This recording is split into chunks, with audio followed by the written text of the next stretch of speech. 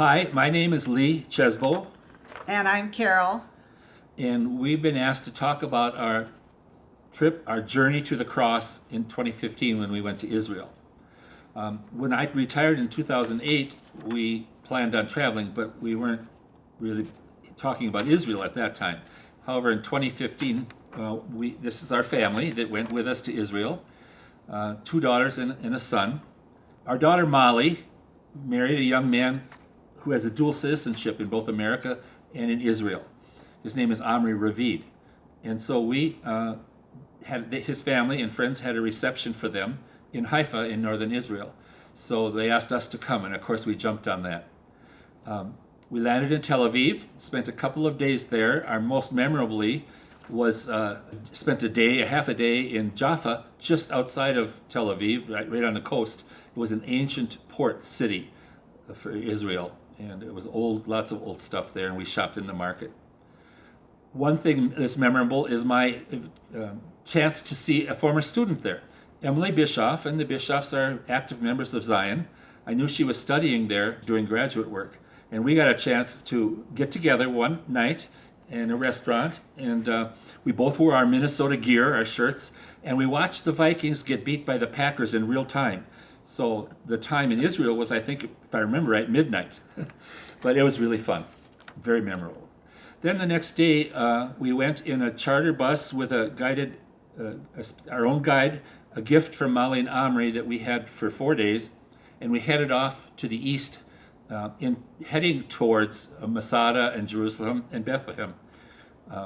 We took a detour several miles into the desert on a desert road to see the Bedouins and their nomadic life and their sheep and their goats, the donkeys. And right there close, we walked around a mountain. I didn't walk all the way because I got scared of the hill. But we saw a monastery that's literally carved into the hillside of one of the cliffs in the desert mountain. It was pretty impressive to see. We headed then forward into Masada, which is a place where many Jews were slaughtered by the Romans back in the day. They went to about 1,000 feet, if I remember right, top of this mountain. They thought they'd be safe there, and they were for a while, but the Romans built a ramp up and eventually got to them and slaughtered them. But you could see their rooms, their houses, the foundations. There was even some frescoes up there painted on the wall. And it was very impressive. My son Mark is a real historian, and he was just he said to me, "Dad, I don't have any words for this." He was so impressed with the history there. From there, we went back to the Dead Sea and swam in the Dead Sea and put some of the Dead Sea's mud on our bodies because that's supposed to be good for the skin or something. I'm not sure. And in the course of our travels around the country, we looked off to the left and we saw Bethlehem. Now, the guide and our son-in-law had decided that it was not safe for us to travel to Bethlehem, but we saw it in the distance. Well, we were at the Dead Sea. You could look across the shore, just like a Minnesota lake, only with a lot more salt. And the eastern shore was Jordan. So we were that close to the country of Jordan. I was interested in traveling a little bit into Jordan to see the Petra, but it didn't work out, so we didn't get to do that.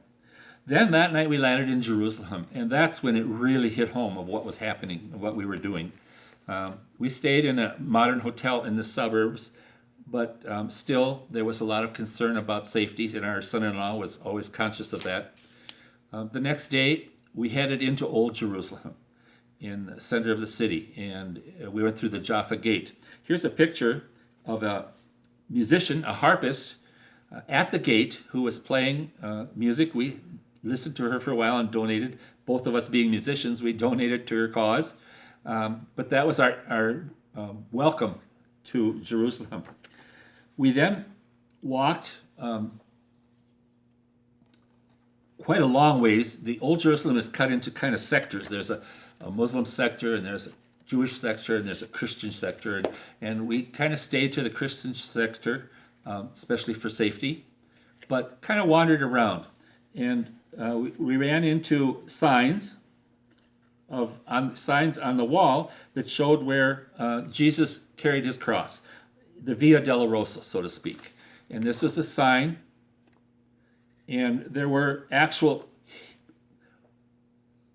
the stone was actually worn where they said people put their hand because Jesus put his hand there. We did the same. I don't know if that's true or not, but that's what they said.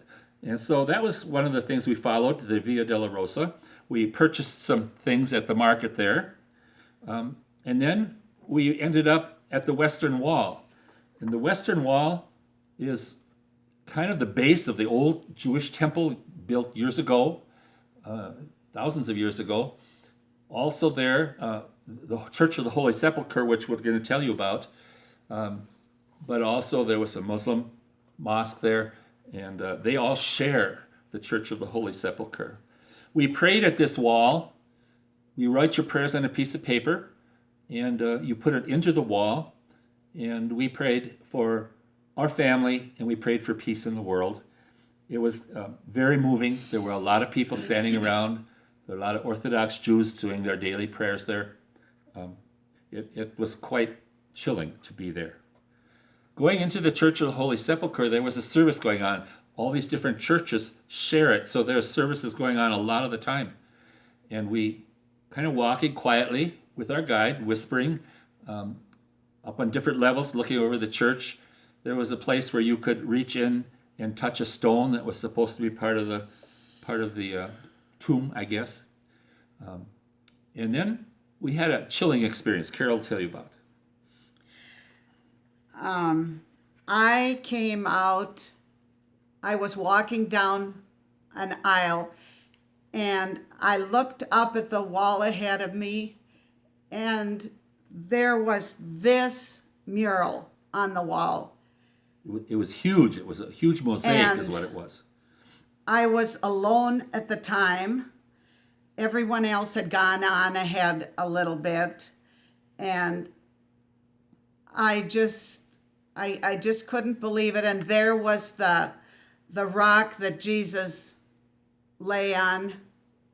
It was a slab of rock. It was a slab of rock. And they said that the women took his body there and laid it there to clean it before they placed it into the tomb. And I could not do anything but I had sung the song, I Walk Today Where Jesus Walked. And I had sung it as a solo many times in high school. And I could not stop myself. I started singing very quietly while I'm looking at this mural. And my son-in-law, Omry, came to me and whispered in my ear, I think you should go find your wife. So I did. Singing. She's singing very quietly, standing in front of this mural. So then I kind of sang with her. And the words are, I walked today where Jesus walked and felt his presence there. His presence there. Yeah. Very, very, very moving. Tears. Yeah. We had lots of tears at that moment, and I could not believe that I was actually singing it where Jesus walked after all the times I had sung it before in as a solo, that I was now singing it where Jesus walked. From there, just a short distance inside the Church of the Holy Sepulchre was Jesus' tomb. And normally they said there was hours wait for people to see it and to go into it. But this was in November, and I guess not the tourist season, and so we just had a short walk. The entrance was covered with huge candles burning. It was dark. It was dark in the church. Huge candles burning, and we were allowed to go in 2 or 3 at a time and to kneel in there. Holy cow. That was... I don't have the words for what that meant to us as Christians. It really... And you know, sometimes I doubt, I say, how much of this has really happened? But I guess you trust the historians and the archaeologists who have studied this, and to me, it was just so meaningful. After we left there, the next day, we did some more touring, and we went to the Temple of David, and walked around there some. It was not crowded at all. and we went to the upper room where Jesus had the Last Supper. It now has a roof over it, so it's like a second story on a house. But at the time Jesus did it, he said it was an open room. And then from there we stepped out into like a balcony area or plaza area and looked over the hills of Jerusalem across one valley. This is the picture of us on that balcony. And this is the picture of our entire family. Between us and the hill, this is the Mount of Olives that we're looking across. Between us and the Mount of Olives was a cemetery. A lot of tombstones. And then the cars driving right by the road. This was a sign entering the temple, David's temple. You can see it says King David there, I think. Yeah. And that was meaningful as well. Schindler, from World War II, Schindler's List, that story of Schindler, they told us that Schindler was buried there, and there were signs saying such, but we could not find it in that cemetery. I wasn't able to find it. Then the next day, we went up to Haifa. Now, this has been about 4 days. Went up to Haifa, and we spent 3 days there, right on the Mediterranean. His family was from there. His grandmother was there. He had many family members and lots of friends there. And so we got to meet them and had parties there with them and a reception at a hotel right on the Mediterranean. Beautiful people, wonderful, welcoming people, beautiful people. Wonderful, wonderful people. As is our son-in-law. He is just a really special guy. The stories that they tell of their ancestors, his grandmother and her fight during the Holocaust, she passed away last year. She had a twin sister, and they ran from the Nazis. I don't know how many countries, many countries, fleeing the Nazis. It was just history, the history, his family. Omry served in the military after high school in Israel for 3 years, and then went to college after that. And then we went over east, going east about an hour and a half to the Sea of Galilee. And we had lunch there. And then we went down the lower part of the Sea of Galilee. This is the territory where Jesus did a lot of his growing up, his miracles, his teaching in this area. And I'm not a biblical historian, so I hope that's right. That's the way I remember it. And then we went down the mountain to the base of the lake, to the south end of the lake, which is the River Jordan. And of course, it's touristy, parts of it are. But we went into the stream and walked in our bare feet it's more of like a stream or a creek. It's not a huge river. And walked in it, and we were thrilled to be walking in the Jordan River. And our daughter was 7 months. 7 months pregnant at the time. And she just went down to the water to baptize, or in a farm to consecrate her baby. And then we proceeded to bring, because you could do this, we proceeded to bring water home that we baptized the next 3 kids. Those 3 babies. Yep. All were baptized with water from the Jordan River. Yep. It was, again, chilling. Along with us, one of the friends of Molly and Omry, he actually was their boss at one time, and he introduced them. He was a Mormon pastor.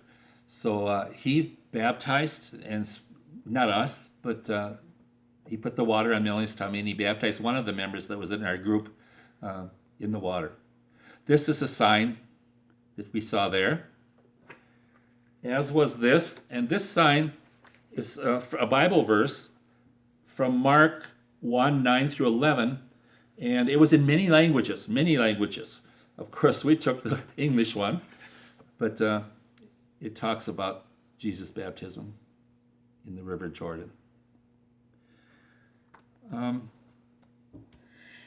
There would be only one way to describe this venture. It was a trip of a lifetime for so very many reasons. One of those reasons was doing it with 3 of our 4 kids. We got to experience this. We got to 3 do of that. our 4 children, and that was special. Yes. And meet Omry's family and see them and his friends. And so It's it was very, very special. both Carol and I were raised as Christians and in the Lutheran Church with the belief of Christ. And so to actually experience all of this that we've heard now for 70 years was chilling. I don't have the words for it. It just, our faith was strengthened when the minister reads about some of these places or speaks of them, or when a song talks about the River Jordan. I look at Carol in the choir loft. We both sing in the choir. When I look at her and she looks at me, and we say, wow, we did that. We were there. And it's so, so meaningful. And I walked today where Jesus walked. Our journey to the cross. Yeah. Thank you. Thank you.